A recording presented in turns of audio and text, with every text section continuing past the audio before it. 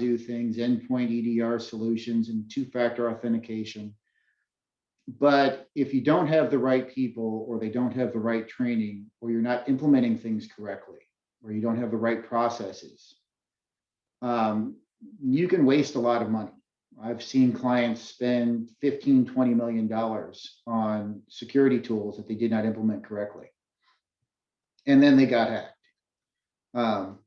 So it's a holistic package. You need to look at everything, not just what's the technology, or what's this server doing, or here's this Microsoft vulnerability for Exchange.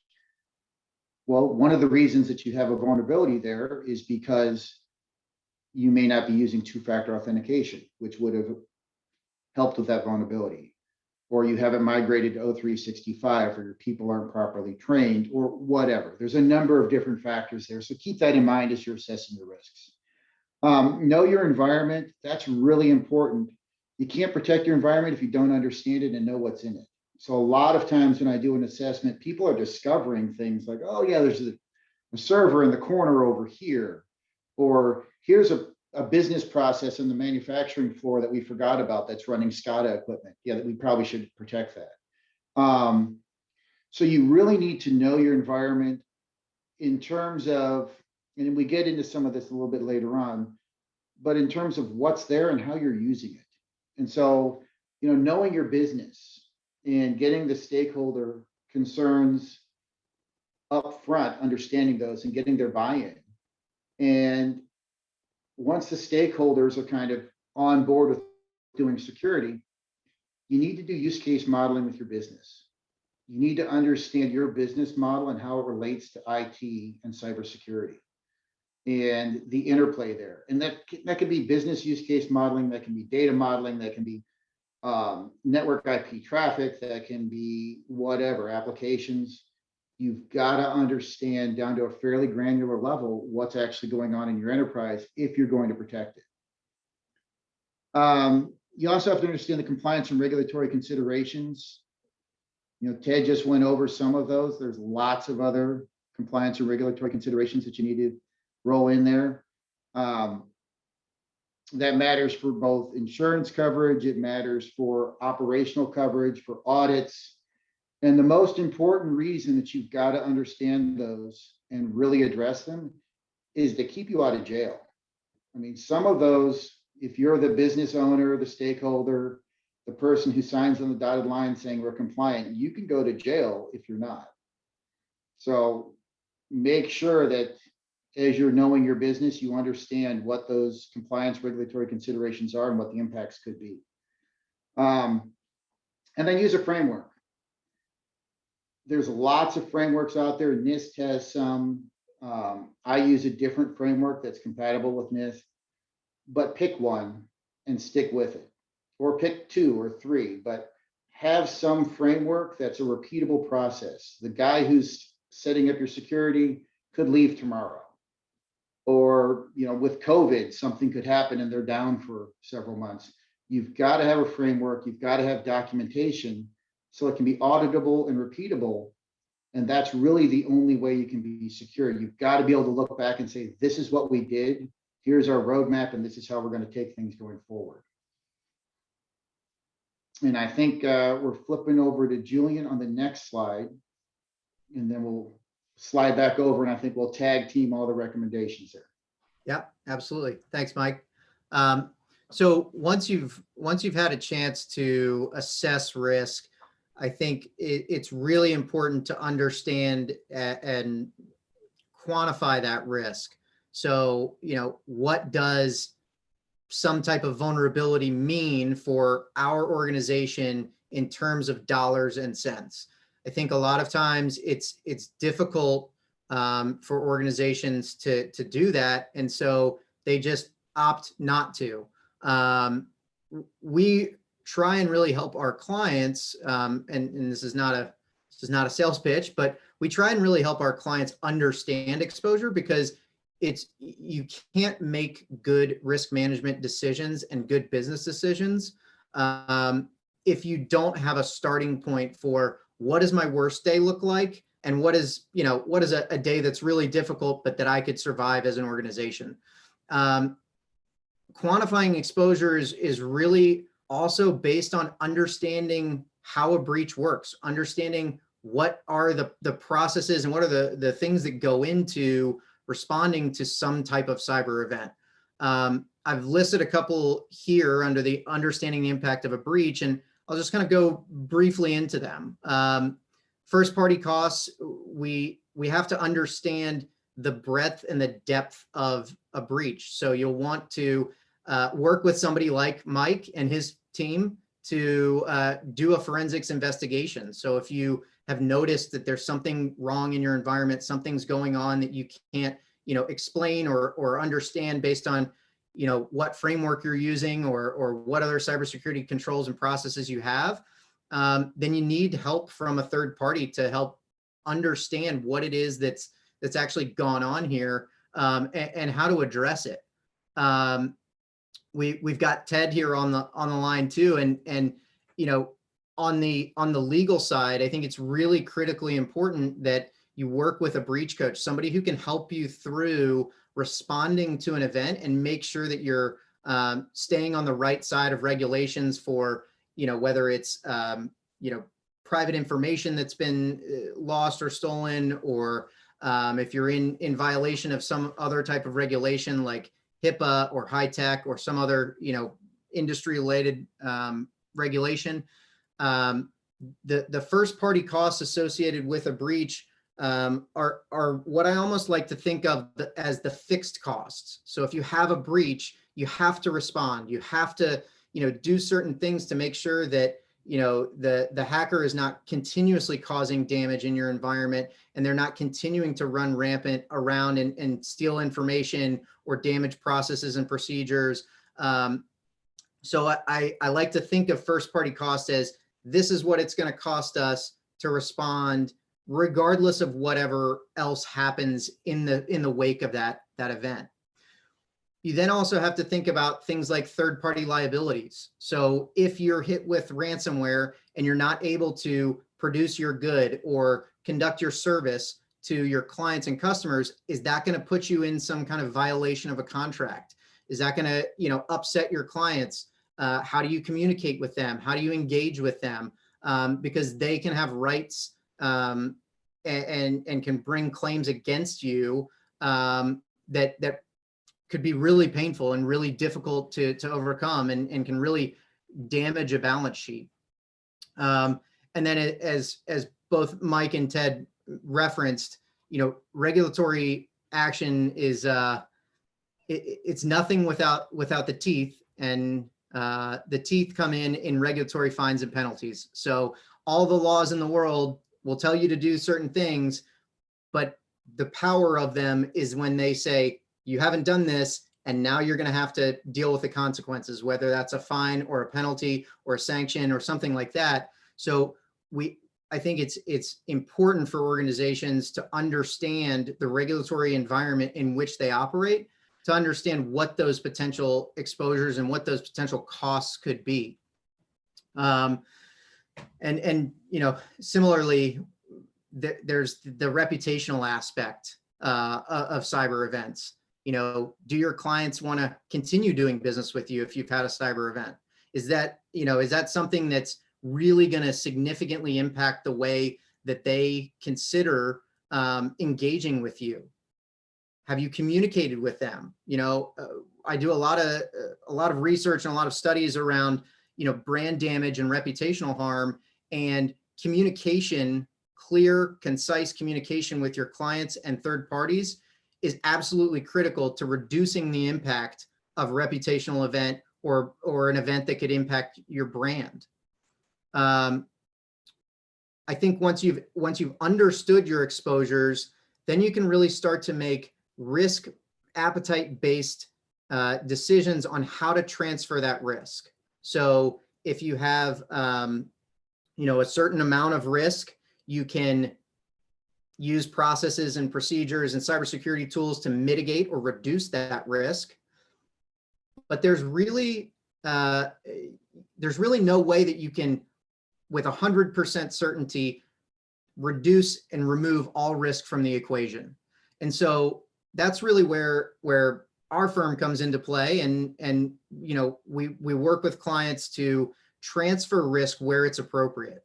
So you can use the US cyber insurance market, the global cyber insurance market, to transfer some of that risk, so that if you experience a cyber event, you don't have to just take it all out of a rainy day fund or a savings fund, or straight out of your balance sheet. It can be something that you transfer to an insurance company, and gain the value of leveraging the insurance community that's out there offering coverage for cyber risks.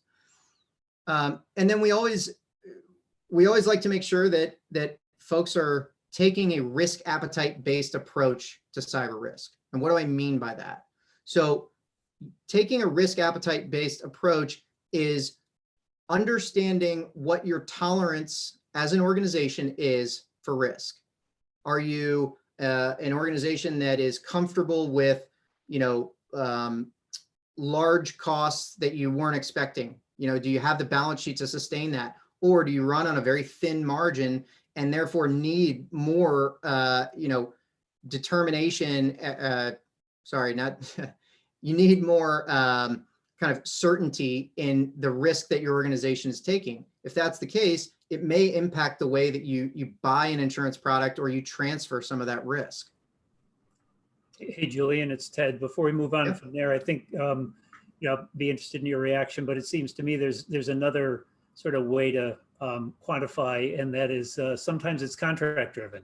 Yeah. So you may have customer contracts that specifically require you to have cyber insurance, and sometimes of specific amounts, and sometimes with specific types of coverage within the cyber spectrum. So just wanted to point that out as well. Yeah, absolutely. And we see that very frequently, where a customer or a vendor may require you to carry a certain amount of insurance in order for them to feel comfortable continuing to do business with you. It's something that we deal with all the time, and we help clients through. I think there's it's very easy for a large corporation to look to a smaller firm that they're going to do business with and kind of dictate what terms that firm is going to agree to. And one of the things that we help clients with is determining the reasonableness of those requirements. So if you have a contract with a vendor, and the total value of that contract is $100,000, and they want you to keep $10 million worth of cyber insurance limits, we can help you respond to that and say, that's not really reasonable given the size of our engagement. So it's something that we spend a lot of time doing, and is absolutely a part of needing to engage with the cyber insurance space. And then the last piece here is as far as this slide goes, is to prepare. I mentioned earlier that total security is not a reality. We can't have an environment that's just completely bulletproof. No one could ever get into it. No one could ever compromise it. And to Mike's point, that's where defense in depth comes into play, because technology can get you a long way as far as security goes. But if you don't train your employees and they don't understand how your environment works, then they can easily, unknowingly and unintentionally, give away access that a hacker or a threat actor can use to cause a lot of damage. So one thing we always make sure that organizations are thinking about and are doing is to plan and prepare for the eventuality of a cyber event, so that when you're going through one, you don't have to make those decisions in the moment. You can kind of go by a roadmap, you can go by a plan, and therefore reduce the potential likelihood that you're going to make a decision that negatively impacts the situation or makes the situation worse. So, we really encourage everyone to do an incident, make sure you have an incident response plan, and do a tabletop exercise, which is kind of a simulated event, so that you can experience the stress and the strain and the anxiety of dealing with someone else having all of the access to your environment, and you really don't have a lot of options as to what to do. So we always encourage preparation, because it's the best way to make sure that your actions are going to match what, is going to best protect your organization. And I'm seeing Ted and Mike nod their heads, and I know that this is a subject that's very near and dear to all of our hearts in the cybersecurity community, because we just have to be vigilant and prepared at all times to deal with whatever events kind of come our way.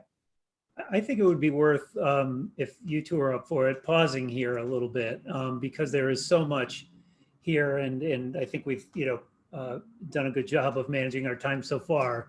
I think this is a place where some real emphasis is worthwhile, and so when we talk about planning, I think there are, in my view, and I'll be interested in hearing yours, a number of different facets, and so this can run the gamut, really, from putting pen to paper and actually drafting an incident response plan so that you actually know who's going to be involved, and you've got forensics lined up and your outside law firm and so forth. I will say it's not a lot of fun shopping for a forensics firm while you're having a breach and negotiating their engagement letter. So those kinds of things are much better to get out in front of.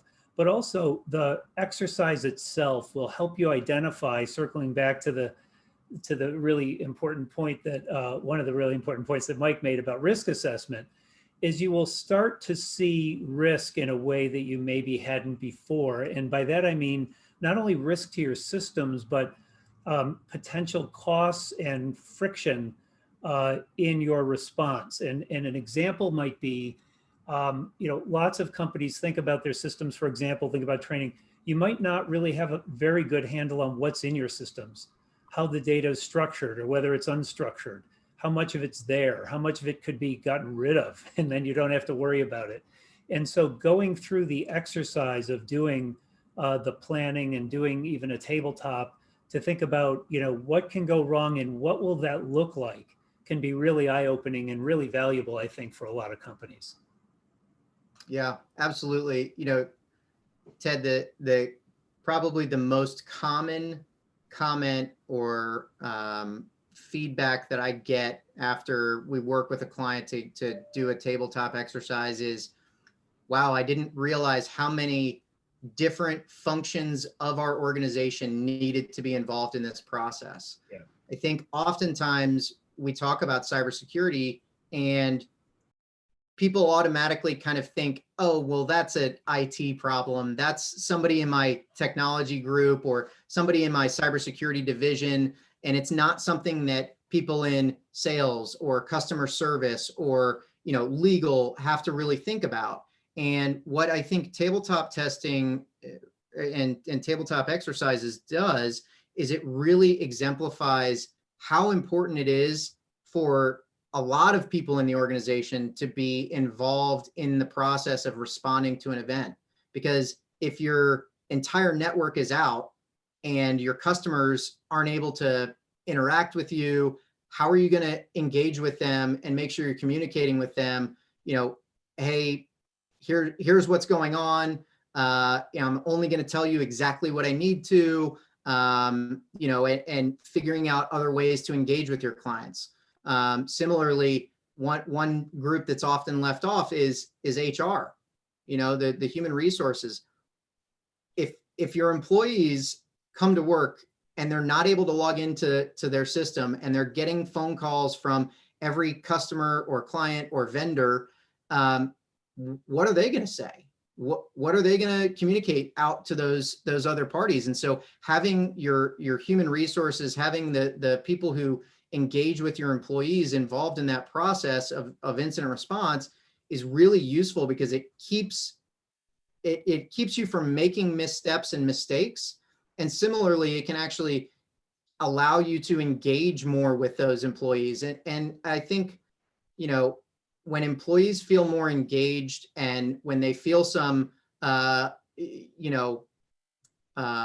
of authority to make decisions, to feel like they're making a difference, that, this is something where they get to be a part of protecting the organization, I think that's a positive thing. And so, absolutely, going through tabletops, you will learn an enormous amount about how your organization responds, about who needs to be involved, and it gives you an opportunity to go through and experience it once to make changes and corrections so that you don't have to find out all those things that you wish you knew when there's a live event going on. Mike, I'm sure that you can speak even better to that than I can.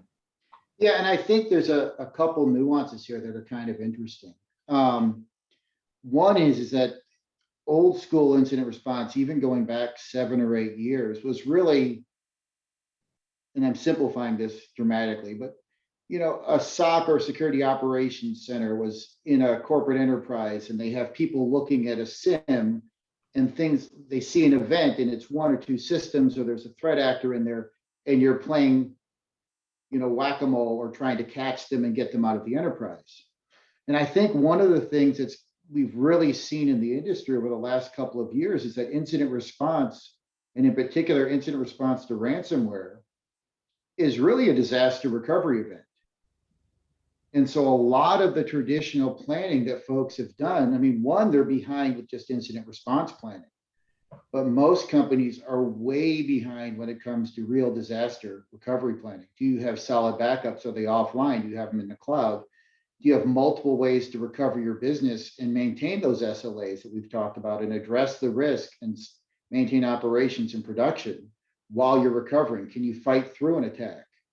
I mean, now it's really more not so much about someone's gotten access, it's that you're being denied access to your own systems.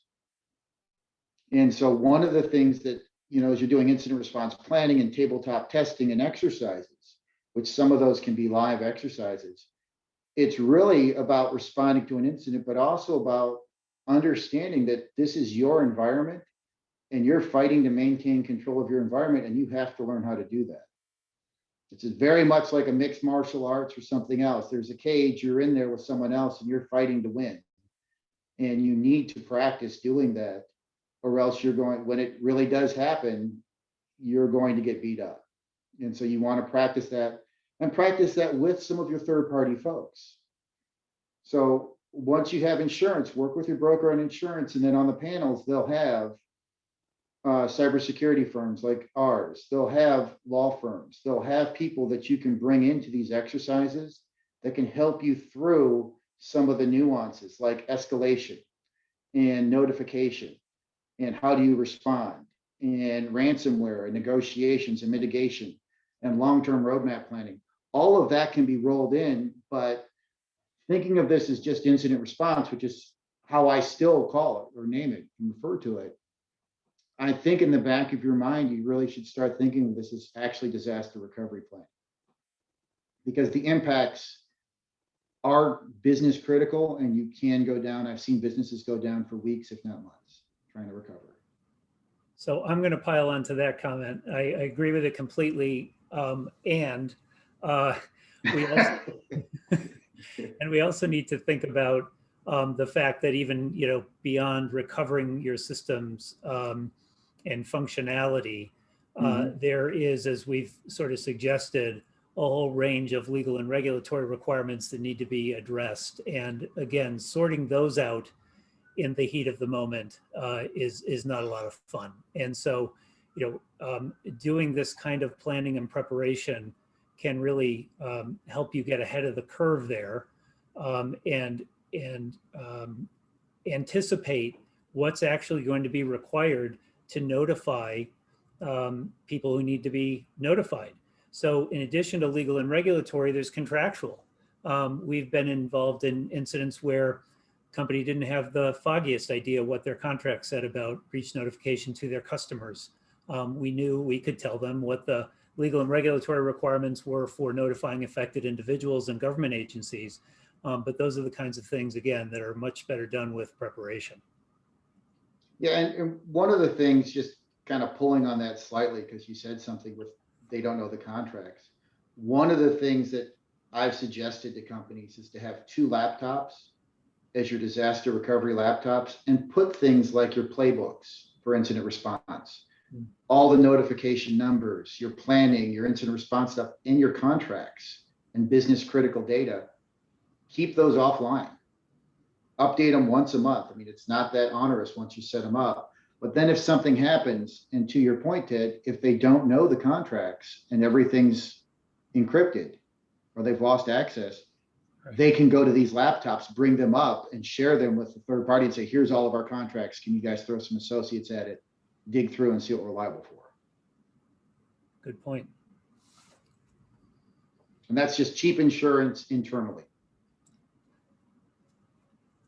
Should we move on to priorities? Sure. Let's go.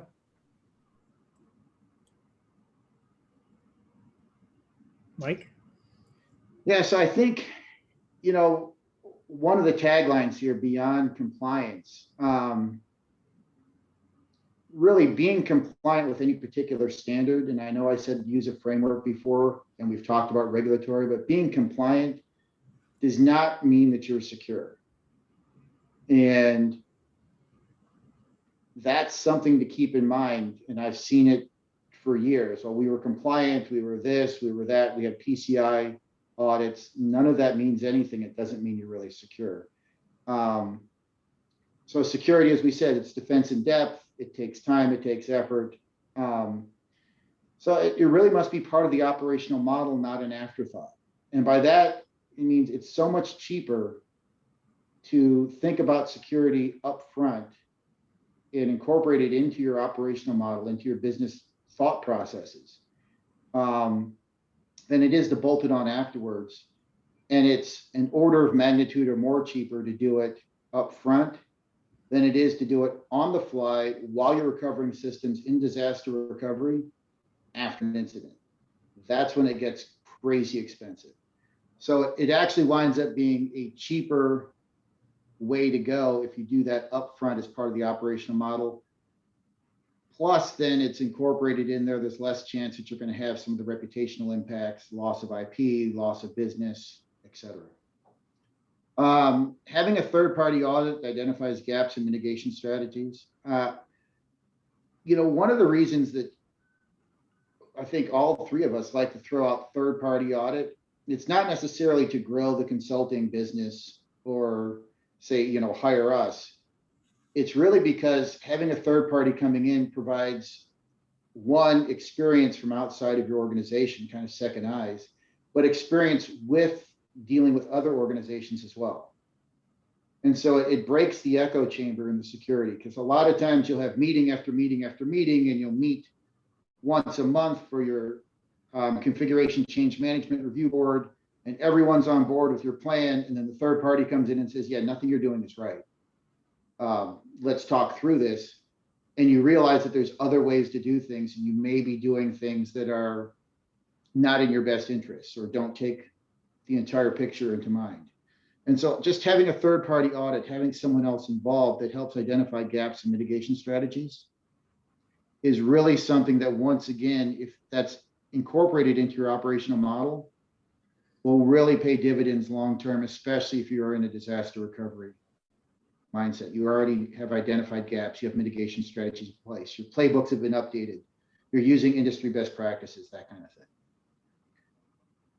You know, then defense in depth to address gaps and drive mitigations. So, you know, some people will look at things and say, well, there's got to be technology to solve this, and it's got to be automated in technology.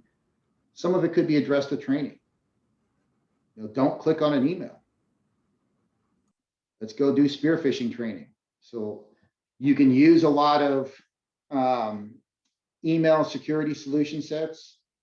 You can do a lot of training with your employees, or you can use a combination of both.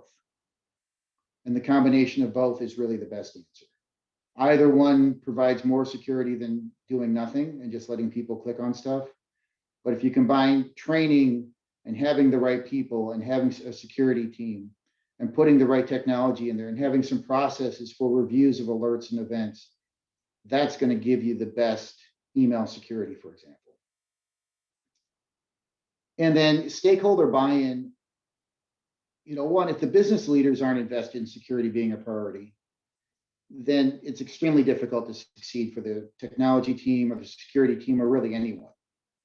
So it has to come down from the board of directors, from the top down. They have to be invested in security, and they've got to get updates. So it has to be bi-directional communication. One of the standards or frameworks I use often is the CIS CSC 20. And one of the criteria in there that you're using for auditable success in there is communication with business leadership. And that's because having the stakeholders buy in and having them informed is just critical to success. One of the biggest reasons it's critical is that cybersecurity should be a budgeted line item. And that's from having the third-party folks coming in to help out with audits and tabletops and incident response exercises and disaster recovery planning, to having enough extra cash in there to migrate to the cloud when you need to, or have cloud backups, to having the right amount of insurance, to making sure that you're bringing on legal counsel outside to work with you so that you're compliant, and all of your internal policies, like even our internal policies, I've got inside counsel, and I still run all of our acceptable use policies through outside counsel as well. But you have to budget that. I mean, they don't do that because they love us. They do that because we're paying them money. So you've got to have a budget for cybersecurity across the board, for training, for technology. Only way to do that is to have the stakeholder buy-in. And Right. Ted, I think you wanted to say something there.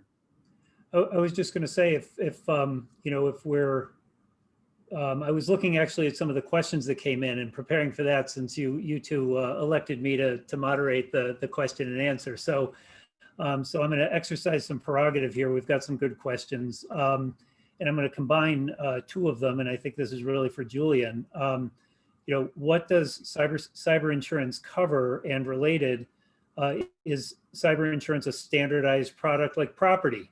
So Julian? Yeah, no, thanks, Ted.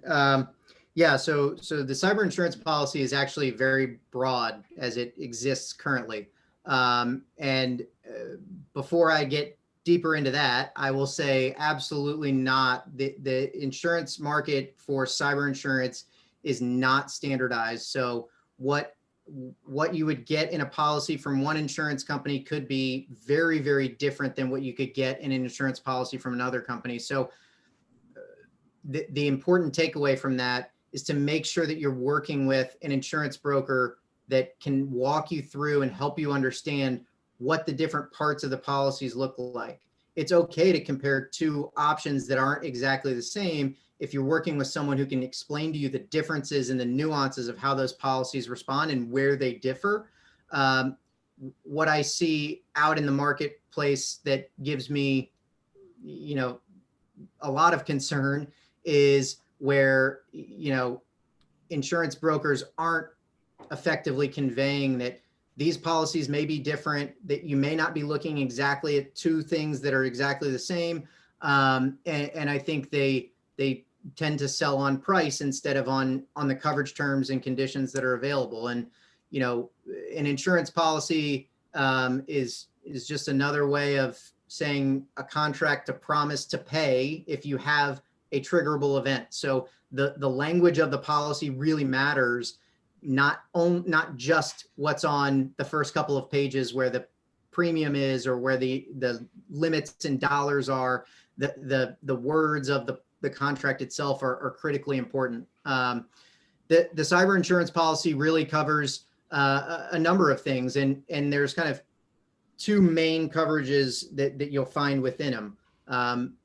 And they line up nicely. So if we can go back maybe a couple of slides to the slide on quantifying exposures. I don't know if that's possible, but they really address first-party costs and third-party liabilities in a very direct way. So we have kind of two main, what are called insuring agreements.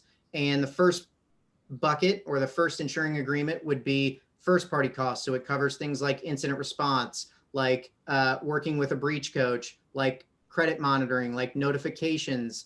It can also cover things like business interruption costs. So if you're out, you know, if your network is out and you're not able to conduct business due to a cyber attack, the business interruption coverage on your property policy will not respond.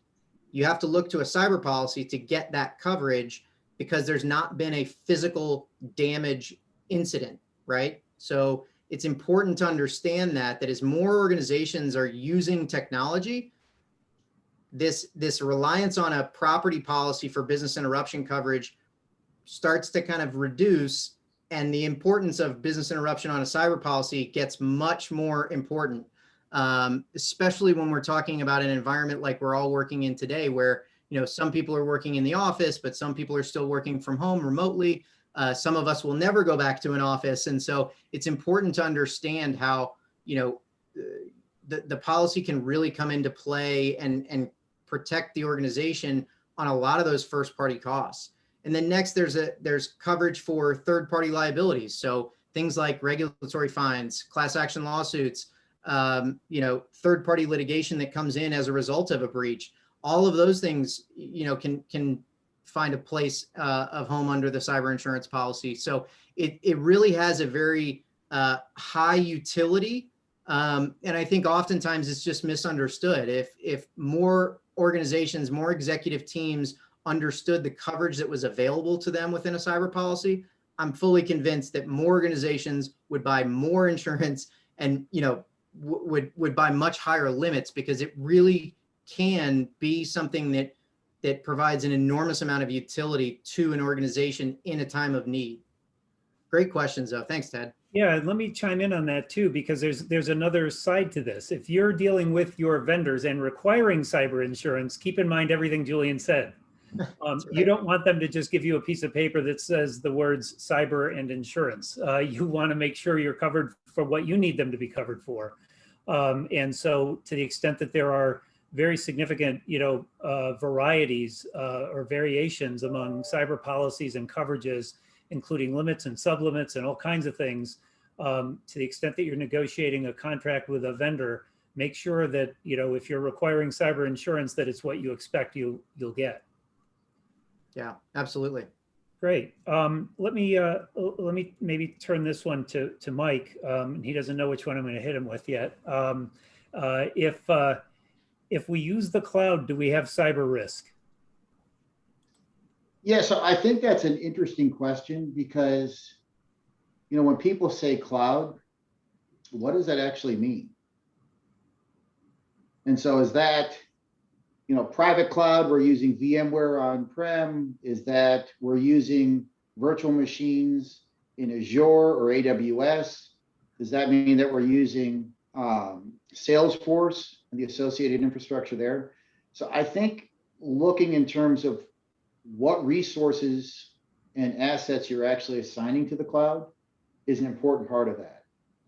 And then look at the security controls. So, some folks think that, yeah, we put our servers in Azure, so they must be secure. Well, no, you put servers in Azure, now you're still responsible for the security, just like you would be on-prem.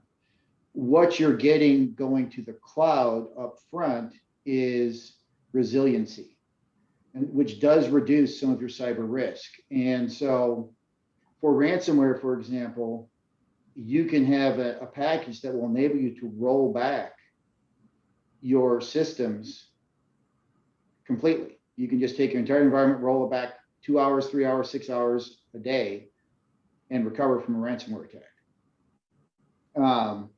You can do the same thing if you're using O365 in a lot of ways.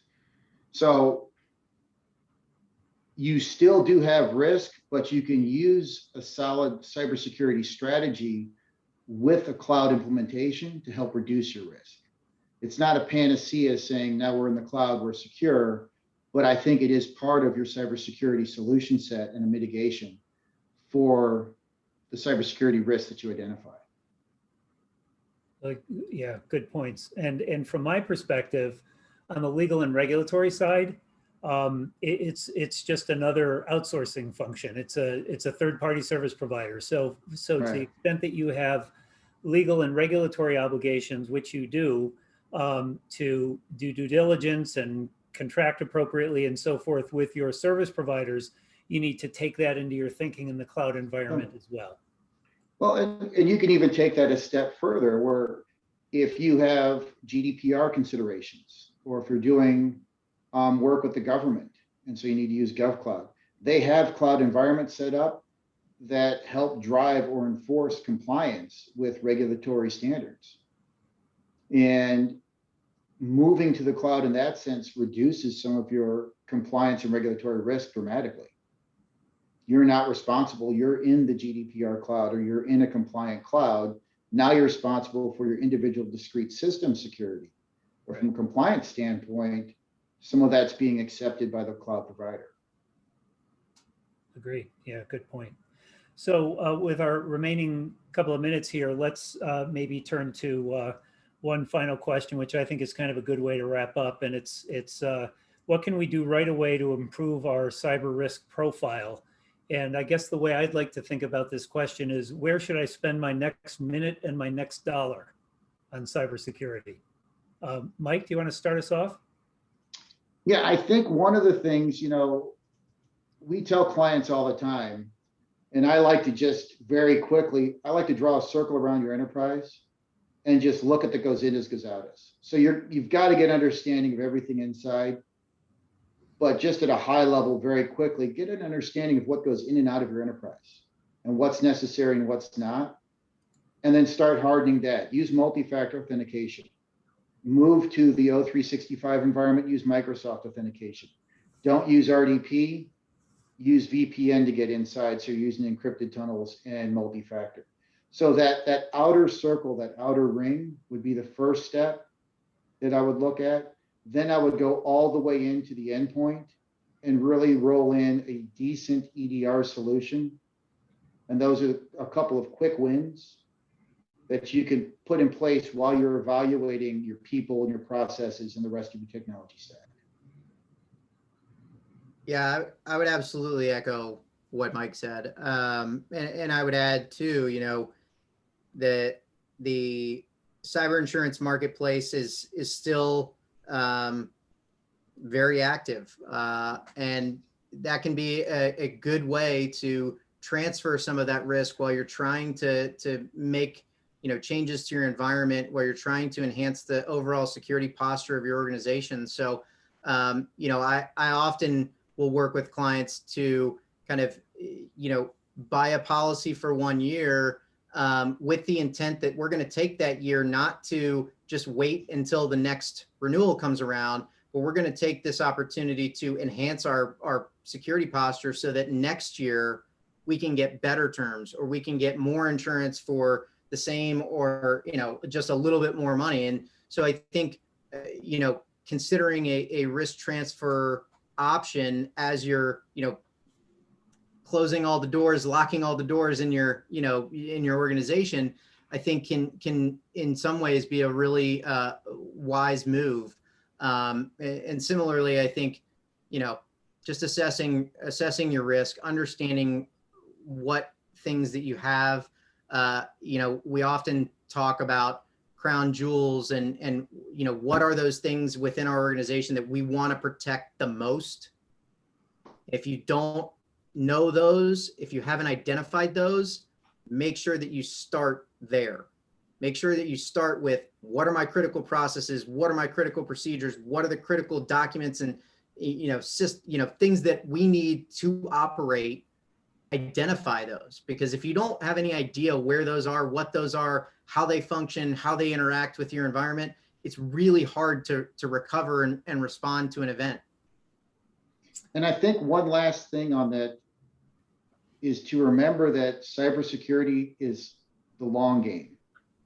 It's a marathon, it's not a sprint. Right now people are planning for ransomware and business email compromise. Well, if that's all you're planning for, then you're going to miss the next threat vector or the next attack round of whatever it is, and you're always going to be playing catch up. And so absolutely harden for the now, but plan for the future. And I would say part of that really goes to training and awareness, which I think can't be overstated as an important line of defense. Your technology, whatever it is probably harder to defeat than somebody who's working too busy and a little bit distracted, especially working from home. So think about that as well. Hacking the people is the primary vector, right? Right. That's right. Well, thank you all. Zili, thank you very much, and Dee, for inviting us to speak with you today. Okay, thank you. So Thank you. thanks guys for listening. And once again, I want to express my deep appreciation for our panelists for giving such an excellent coverage to cybersecurity. And before we end our webinar, we do want you to take a brief moment and answer satisfaction surveys so we can improve our events in the future. Give me 1 second, let me launch the poll for you guys. And also we have our social media contacts listed in this slide. If you're interested, feel free to pull out your phone and then scan the QR code. And we would love to connect further with you. Thank you.